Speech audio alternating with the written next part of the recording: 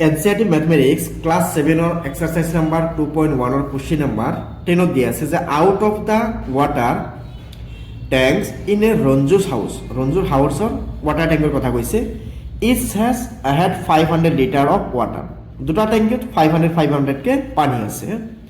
in the morning ৰাতিপুৱা 3/5 parts of water one tank was used for bath মানে 3/5 part কি কৰিছে এটা ট্যাঙ্কৰ পৰা গা ধোৱাৰ কাৰণে ব্যৱহাৰ কৰিছে and washing আৰু কাপোৰ কানি ধোৱাৰ কাৰণে and 1/4 parts of the water of the other tank বেলেগ এটা ট্যাঙ্কৰ কি কৰিছে 1/4 পাৰ্ট কি কৰিছে ওয়াশিংৰ কৰাৰ কাৰণে সৰি কুকিং কৰাৰ কাৰণে খানা বনোৱাৰ কাৰণে what was the total water remaining in the two tank তেতিয়া দুটা ট্যাঙ্কত কিমান পানী বাকি আছে হেকিনে আমাৰ কুলিয়াব লাগে ফাৰ্স্ট কথা দুটা ট্যাঙ্ক আছে এনেকুৱা এই দুটা ট্যাঙ্কত 500 কি আছে পানী ওকে 500 কে পানী আছে এটাৰ পৰা কি কৰিছে 3/5 পাৰ্ট খৰচ কৰিছে গা ধোতে আৰু কাপোৰ ধোতে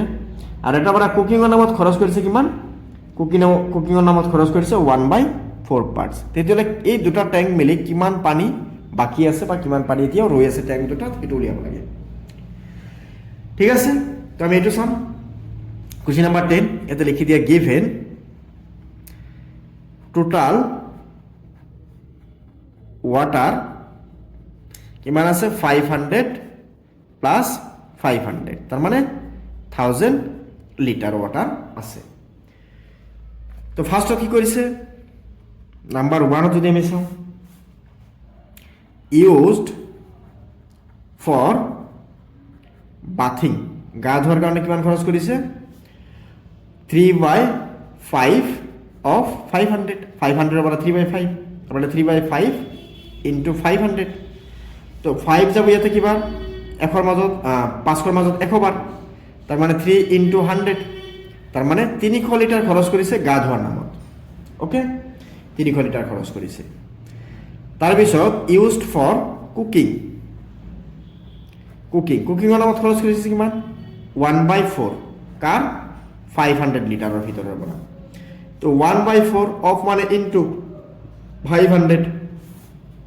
তে চোৱাচোন 4 যাব 5ৰ মাজত কেইবাৰ একবাৰ বাকি থাকিল 1 10ৰ মাজত কেইবাৰ যাব দুইবাৰ বাকি থাকিল 2 তে 5 বাৰ তাৰমানে 4ৰ মাজত কেইবাৰ যায় 4ৰ মাজত যায় 100 বাৰ আৰু 1ৰ মাজত যায় 25 বাৰ তাৰমানে 125 বাৰ তো 125ৰ লগত 1 পূৰণ কৰিলে কিমান পাম 125 তার মানে 125 লিটার খরচ করেছে কুকিংর নামত সো দেয়ারফর আমি রেস্ট অফ ওয়াটার আমি উলিয়াম রেস্ট অফ ওয়াটার তার মানে এটার পৰা কিমান 500 এৰ পৰা খৰচ কৰেছে 300 লিটাৰ তাৰ মানে ইয়াতে বাকি আছে 200 লিটাৰ আৰ এটাৰ পৰা 500 এৰ পৰা খরচ করেছে 125 লিটার তেতিয়ালে ইয়াতে কিমান আছে 375 লিটার বাকি আছে হয় না তেতিয়ালে দেয়ারফর আমি টোটাল উলিয়াম টোটাল কিমান 200 লিটার এটাত আছে 375 লিটার তো প্লাস করলে কিমান আহিব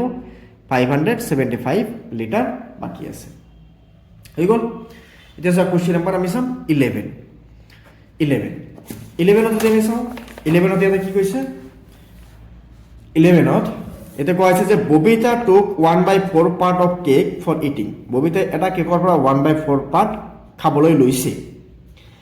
in the meantime হেতু সময়তে হার ব্রাদার কেম তার কি করি ভাইটি আহিল and snatched away 2/5 from her parts মানে তাইৰ যিখিনি মানে অংশ আছিল তাৰে পৰা 2/5 পাৰ্ট লৈ ললে what part of the cake could ববিতাই তেতিয়া ববিতাই কিমানখিনি কেক খালে আমাক সেইটো উলিয়াব লাগে তাৰ মানে কথাটো এনেকুৱা ধৰি লোৱা ইমানখিনি কেক আছিল এটা বাৰ্থডে কেক ইয়াৰ পৰা ববিতাই কি কৰিছে ইমানখিনি কেক ই লৈ লৈছে মানে 1/4 পাৰ্ট লৈ লৈছে গোটেই কেকৰ পৰা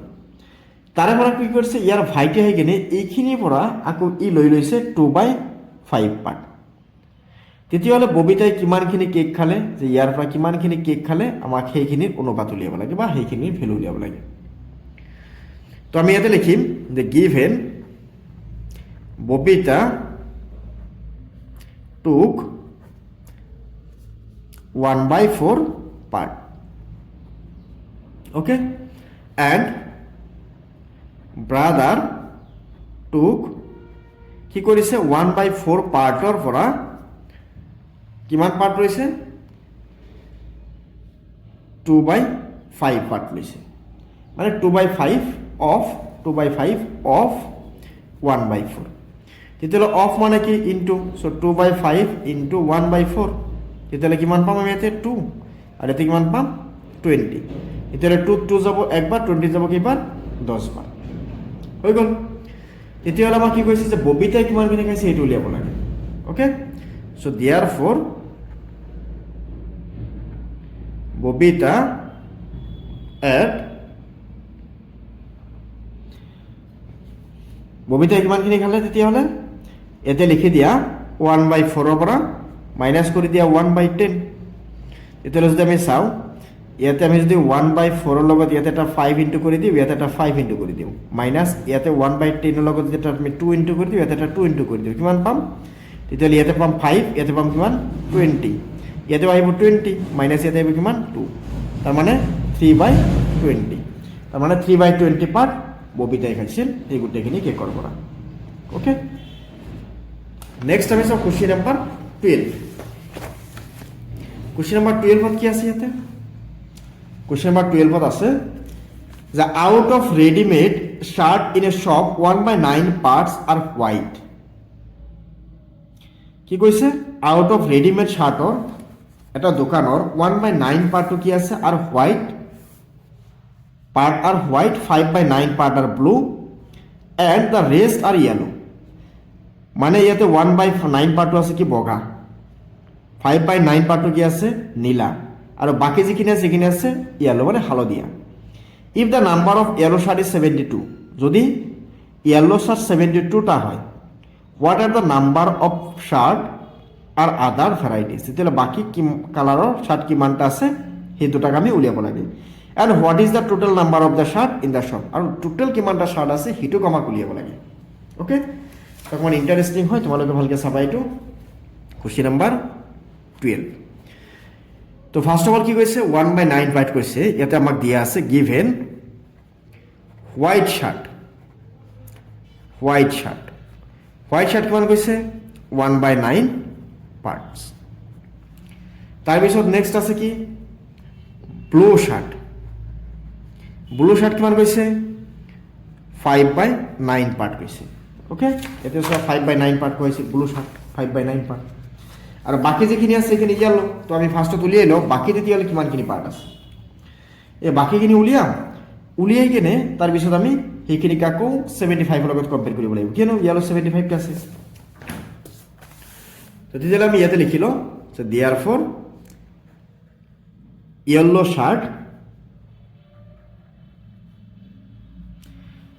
শাৰ্ট 1 পৰা মাইনাস কৰিম আমি এই দুটা এটা কিমান আছে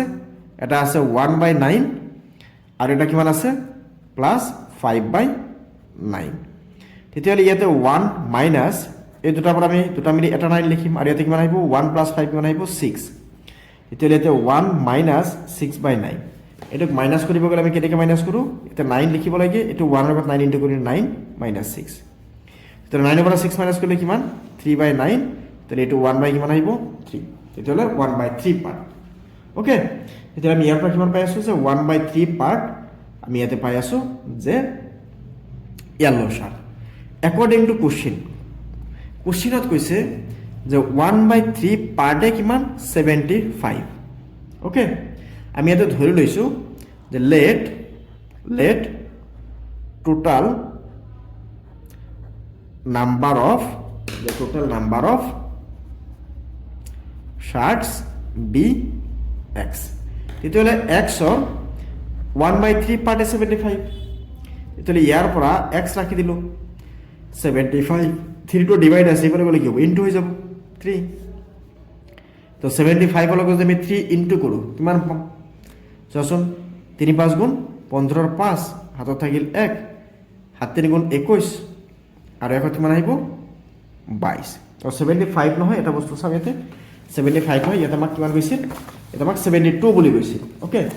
72 সরি এটো 72 ওকে এটো হৈছে আমাৰ 72 তো 72 লগত যদি আমি ইনটু কৰো তেতিয়াহ'লে 3 দুগুণে 6